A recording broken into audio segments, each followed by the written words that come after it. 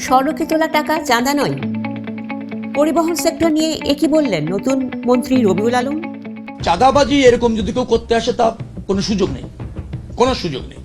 চাঁদা সড়ক পরিবহনের চাঁদা যেটা বলা হয় সেভাবে আমি চাঁদা এই দেখছি না। এইটা চাঁদা আকারে আমাদের কাছে দেখার সুযোগ হচ্ছে না, কারণ তারা সমঝোতার ভিত্তিতে করছে। আসসালামু আলাইকুম। ত্রয়োদশ জাতীয় সংসদ নির্বাচনের পর পরিবহন খাতের নৈরাজ্য আর চাঁদাবাজি বন্ধ হবে, এমনটিই আশা ছিল সাধারণ মানুষের। কিন্তু প্রথম সংবাদ সম্মেলনেই এক ভিন্নধর্মী যুক্তি দিলেন নতুন সড়ক পরিবহন ও সেতুমন্ত্রী শেখ রবিউল আলম। সড়কে মালিক শ্রমিক সংগঠনের নামে তোলা টাকাকে চাঁদাবাজি বলতে নারাজ তিনি। মন্ত্রীর মতে এটি একটি সমঝোতা। কিন্তু কেন তিনি এমনটি বললেন?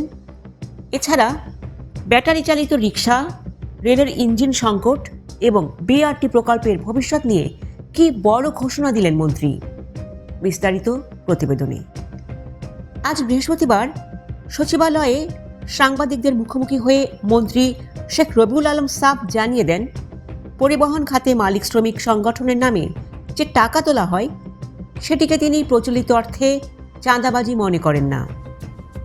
তার যুক্তি হলো এই টাকাটা সমঝোতার ভিত্তিতে তোলা হয় এবং তা মালিক শ্রমিকদের কল্যাণেই ব্যয় হয়।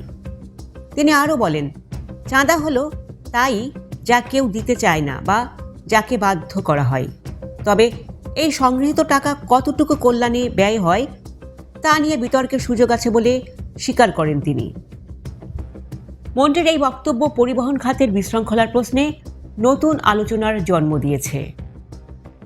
যানজট নিরসনে ঢাকার প্রধান সড়কে ব্যাটারি চালিত অটোরিকশা নিয়ন্ত্রণ করার কথা জানিয়েছেন মন্ত্রী। সিটি কর্পোরেশন ও স্বরাষ্ট্র মন্ত্রণালয়ের সাথে সমন্বয় করে দ্রুত কর্মপরিকল্পনা নেওয়া হবে। তবে সবচেয়ে বড় চমক ছিল বিআরটি প্রকল্প নিয়ে।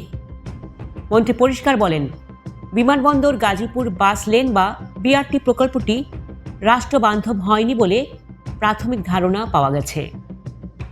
বিপুল ঋণের কারণে এটি বন্ধ করা কঠিন হলেও বিষয়টি গভীরভাবে পর্যালোচনা করা হচ্ছে। রেল খাতের দীর্ঘ সূত্রতা নিয়ে ক্ষোভ প্রকাশ করে মন্ত্রী বলেন, প্রধানমন্ত্রীর নির্দেশে দেশেই ট্রেনের বগি ও ইঞ্জিন তৈরি করা যায় কিনা তা খতিয়ে দেখা হচ্ছে। এছাড়া ভারত বাংলাদেশ রেল যোগাযোগ পুনরায় চালুর বিষয়ে আগামী 15 দিনের মধ্যে চূড়ান্ত সিদ্ধান্ত আসতে পারে।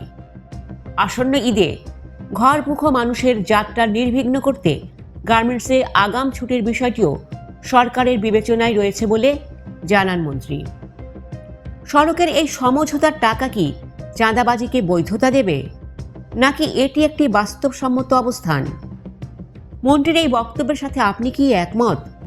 আপনার মতামত আমাদের কমেন্টে জানান। আপনার দেওয়া প্রতিটি কমেন্টই আমাদের কাছে গুরুত্বপূর্ণ।